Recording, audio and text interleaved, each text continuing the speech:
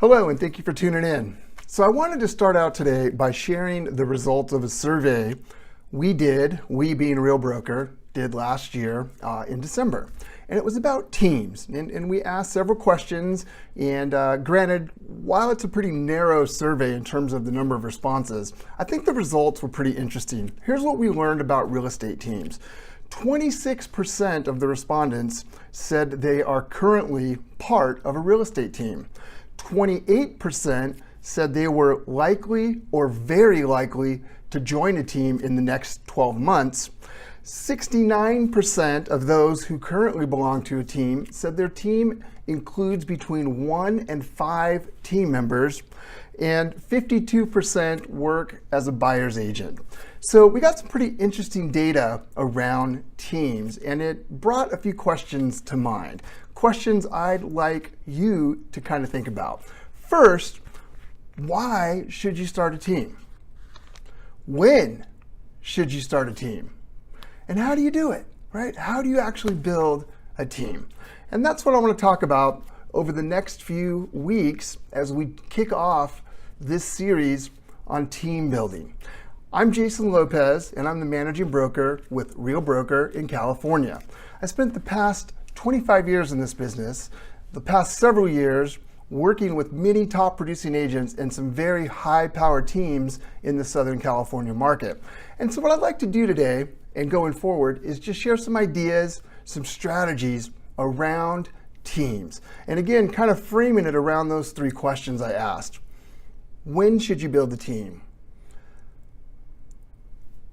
Why should you build a team? And how do you do it, right? 3 really, really important questions. So let's start out first with talking a little bit about what is a team? When we talk about a real estate team, what does that really mean? And the reason I ask that question, guys, is because you have a lot of people out there kind of masquerading, if you will, as teams. And I'm not saying that's a bad thing, okay? I'm just saying when we talk about teams, from my perspective, what you really mean is building a real estate business. Building a real estate business. Now, if you're an agent and you want to partner with another agent and maybe share marketing expenses, split commissions on occasion, and maybe cover for each other when the other one's out of town or on vacation, hey, that's fine. But that's not a real estate business. That's not truly a real estate team.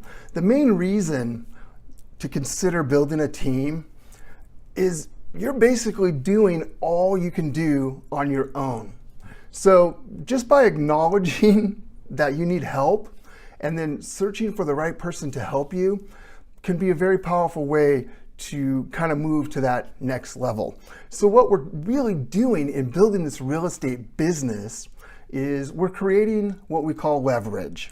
Now, what does leverage mean? Well, look, leverage is simply the opportunity for you to continue making money even if you're not doing the work, okay? And I'm gonna share a little concept with you on that. And you might have seen this before. This is called the cash flow quadrant, okay? The cash flow quadrant. And basically what this does, guys, is it shows you the 4 ways we can make money. The first way, and most of us are employees. We have a job, right? Somebody pays us to show up, do something for them, whether that's producing something or servicing people, whatever the case may be. You show up and you get paid a salary or maybe by the hour, but basically you're paid for your time, right? That's an employee. You have a job. Down below, we have a lot of people who are self-employed. Self-employed, that's the next cog in the wheel of the cash flow quadrant. Now, most agents, real estate agents, actually fall in to that category. As independent contractors, we are in essence self-employed. Now, the difference between being an employee and being self-employed, when you're an employee, you have a job, as I mentioned.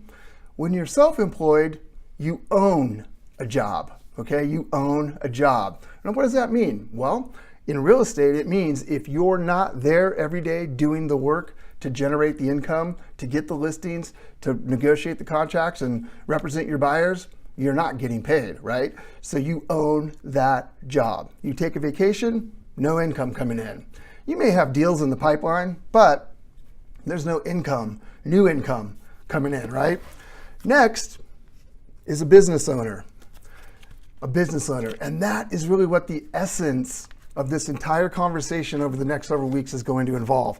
How do we help you go from a entrepreneurial, self-employed real estate agent to owning a real estate business? Now here's the difference, guys, between self-employed and business owner. As a business owner, you've now created leverage in your business. You've surrounded yourself, hopefully, with the right people so that even when you're not actively working in the business is still making money. How beautiful would that be, guys, right? You could actually take some time off and not feel guilty about it, not be hovering over your phone while you're at your kids' Little League games, right? You actually have a business that is making money even if you're not there every single day. Now, granted, it's important that you're there and that you're involved. So we're gonna kind of bridge the gap as we move forward over the next few weeks. And I kind of look at that, guys, as like, imagine if you owned a restaurant or you were planning to open a restaurant. You're a chef, so you're probably gonna be really involved in picking the location, maybe designing the space. Certainly the menu will be you, right, in terms of what's gonna be served in the restaurant. What's your drink menu gonna look like, right? So you're gonna have your fingerprints all over that restaurant. But when the day comes that you're ready to open the restaurant, right, you can't be the hostess, the wait staff, the bartender, the chef, and the owner, and the dishwasher, right?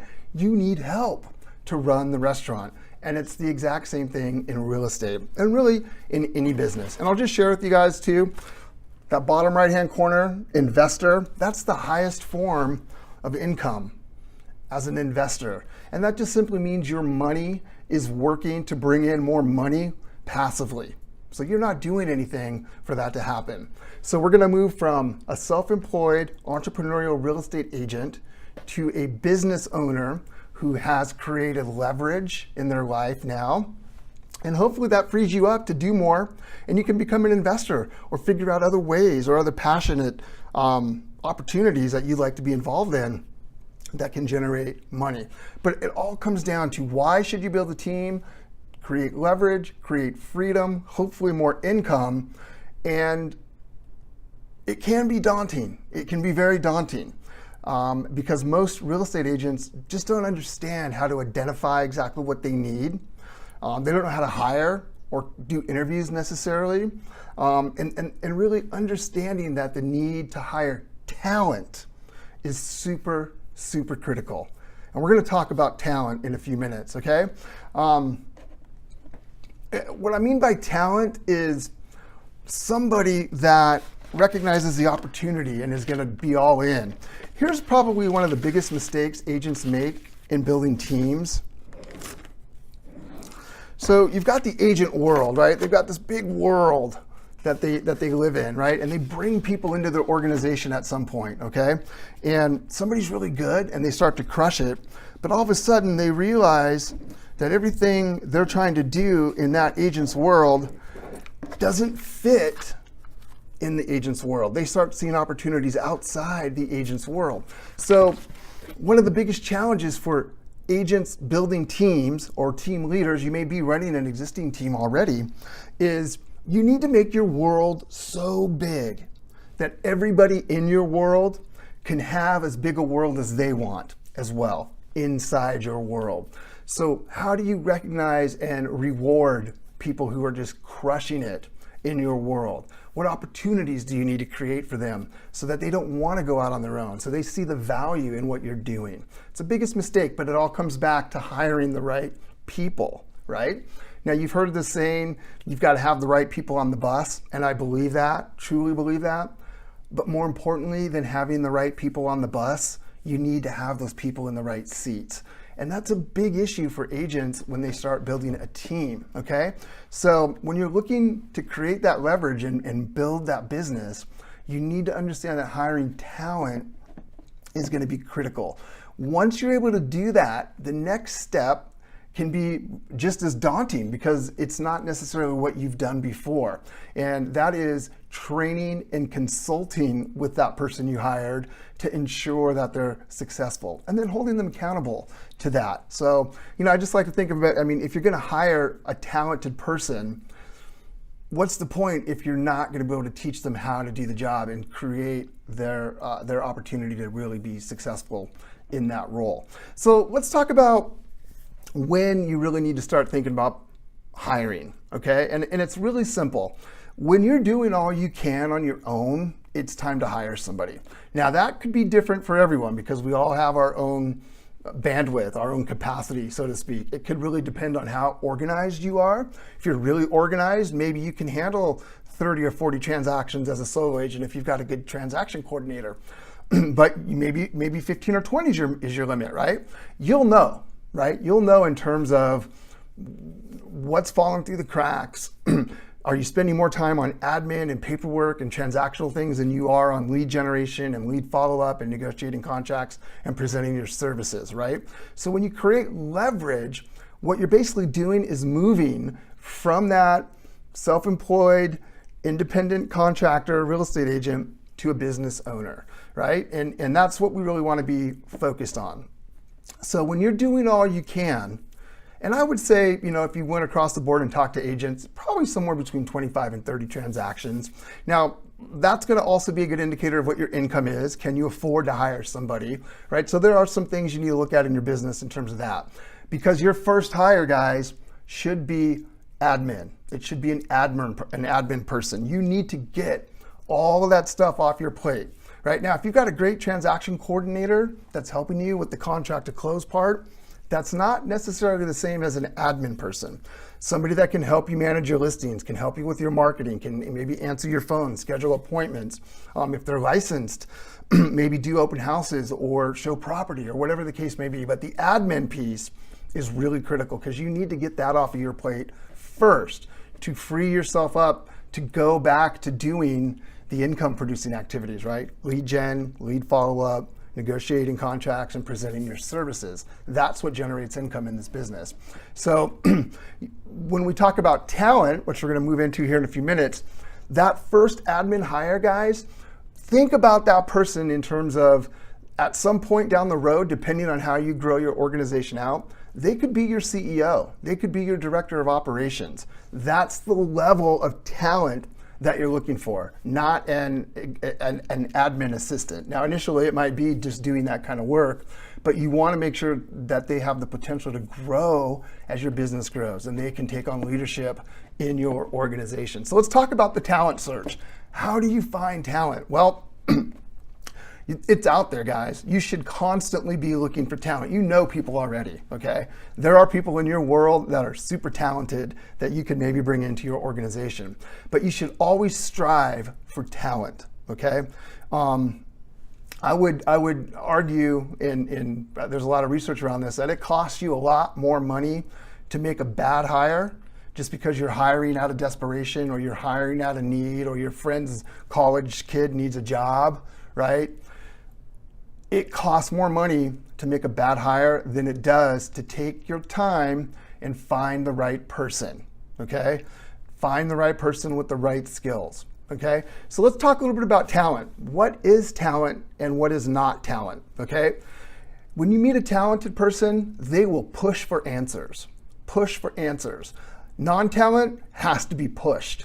Think about how that would affect your daily life and what it would mean in your world. If you've got somebody really talented who's constantly pushing you and just doing stuff at a very high level, is that better than you having to constantly, hey, when are we gonna get that? When are we gonna get that, right? Talent pushes for answers. Non-talent needs to be pushed. Talent shares your goals as a natural byproduct of fulfilling their own. In other words, they recognize that you have a big vision and a big world, and anything they want to do can happen in your world. That's how big you need to make that. Non-talent doesn't fulfill your needs and ends up giving you back parts of the job. That's when you hire out of desperation. That's what happens. It's usually the first thing. It's the first sign. It's the first time you realize, oh my gosh, I didn't hire the right person. They're giving you back parts of the job, okay? Talent knows what it wants or is actively searching to know. They know what they want or they're actively searching to know. Because they may not know. They may be uber talented. They just haven't found the right opportunity yet, right? They didn't grow up wanting to be a director of operations in a real estate business, but they have the talent, and when they see the opportunities, there you go. Non-talent doesn't know what it wants, and they are not searching. They're just there for the paycheck, okay? They're just there for the paycheck and to see how much they can give back to you before you tell them to hit the road, right? Talent constantly pushes you. Now, here's what I want to mention here, guys. Some of us can be uncomfortable with somebody pushing us, right? We're the boss. It's our business. I get that. That's the ego talking to you. You need to let that go, and you need to understand that you hired this person to do a job at the highest level. So ask yourself, if you're doing the work, are you doing that job the best you can, or is it being done the best it can be done? And that's the talent equation. Hiring somebody that can do that job the best it can be done, not the best that you can do it. So you need to check your ego and recognize that when they are pushing you, it's because they believe in you and they want you to be better. You got to be okay with that.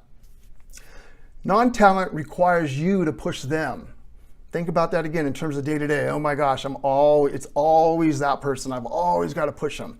And it's pushing them to do the mundane things. They're not even showing up on time, right? They're calling in sick every Monday, right?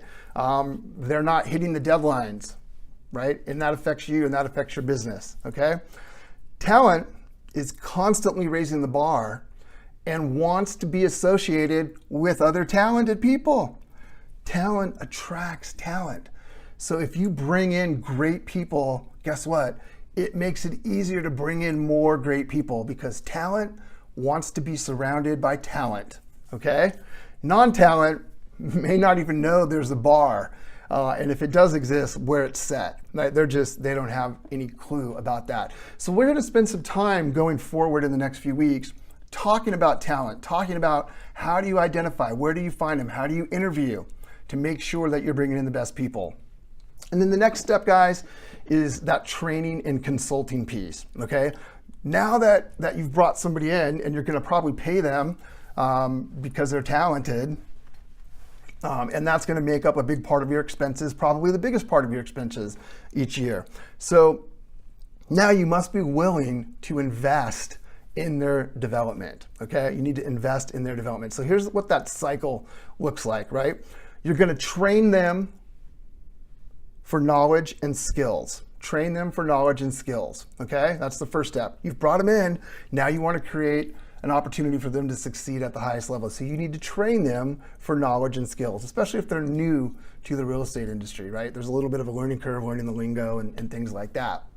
Second part is you need to take action, okay? Now that they know how to do the job, they need to take action on that. And you need to have some measuring sticks in there. This is the accountability piece, okay?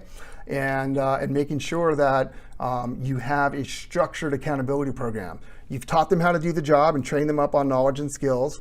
You've taken action by letting them go out and do the work. Now you need to circle back in and hold them accountable to make sure that they understand that they're doing what needs to be done at the highest level, okay?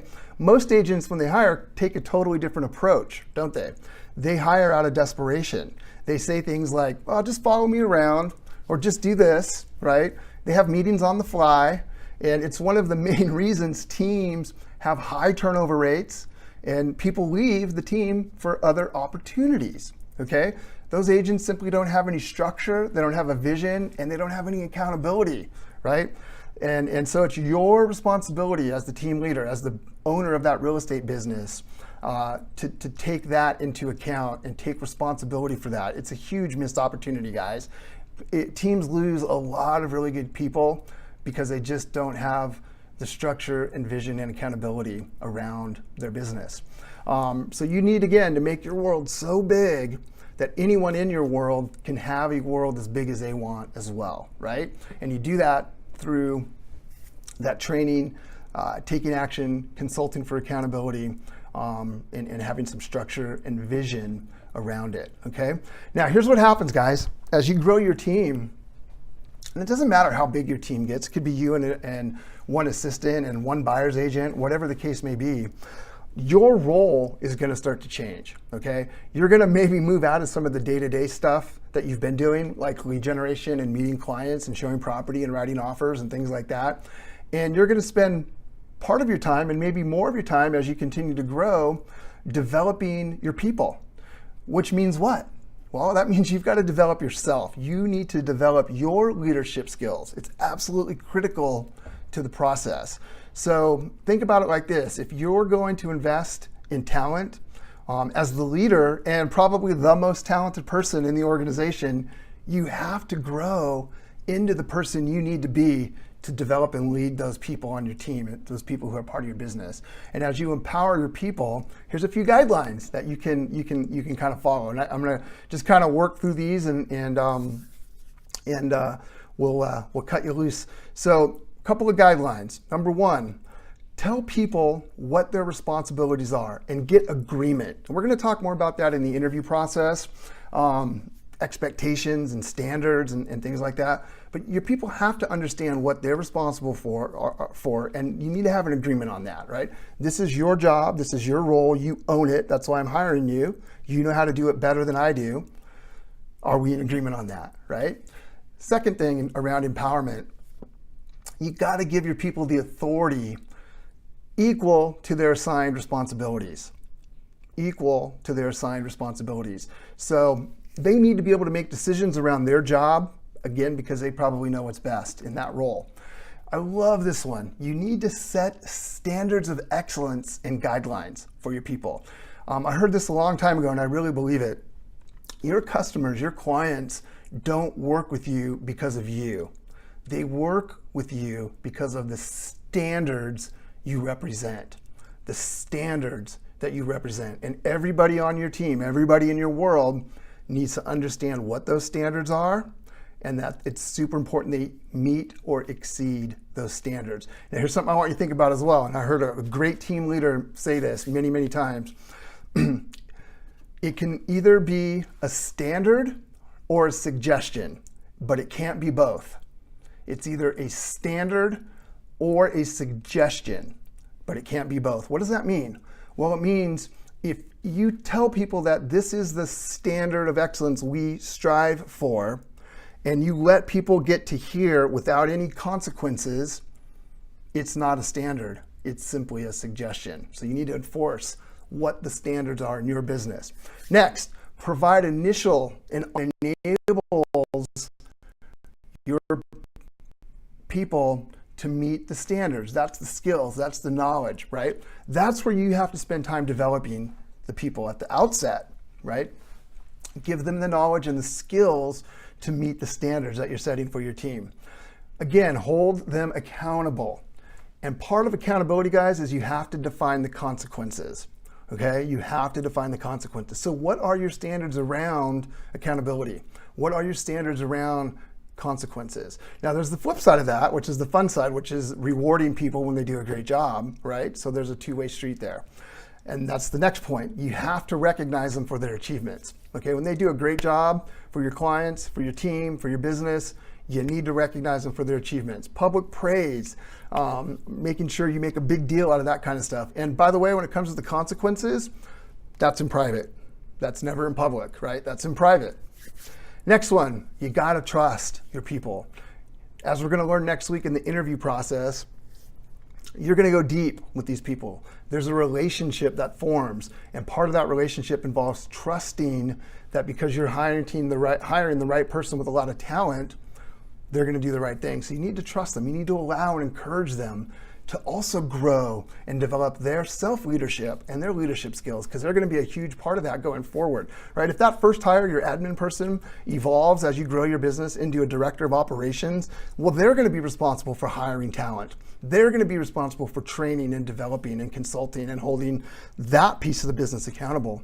That's the level of person you need to bring into your world. I love this one. You need to give them permission to fail. We're all human. We all make mistakes. We own it. We move on. Apologize if necessary, right? But we're all human. It's okay. We all fail. We're all going to drop the ball from time to time. We just don't want to see a pattern of that, right?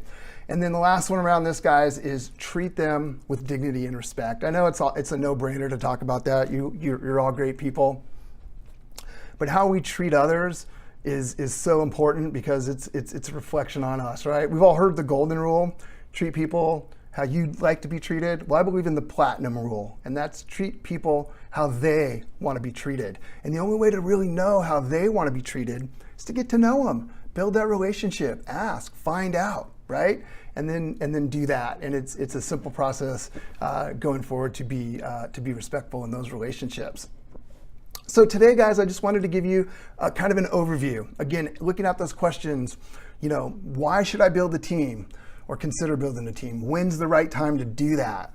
How do you do it, right? So that's what we're going to be digging into in more detail over the next few sessions. And so I would encourage you to check back. We're going to jump right into it next week, and we're going to go into what I call the consultative interview process. So we're going to talk a little bit on the front end about identifying and getting in front of talented people. And then we're going to break down what that interview process looks like, right? So you're going to understand at a much higher level the comment of it costs you more money to make a bad hire than it does to take your time and hire the right person. So I appreciate you tuning in today, guys. We'll catch you guys very soon, and take care. Thank you.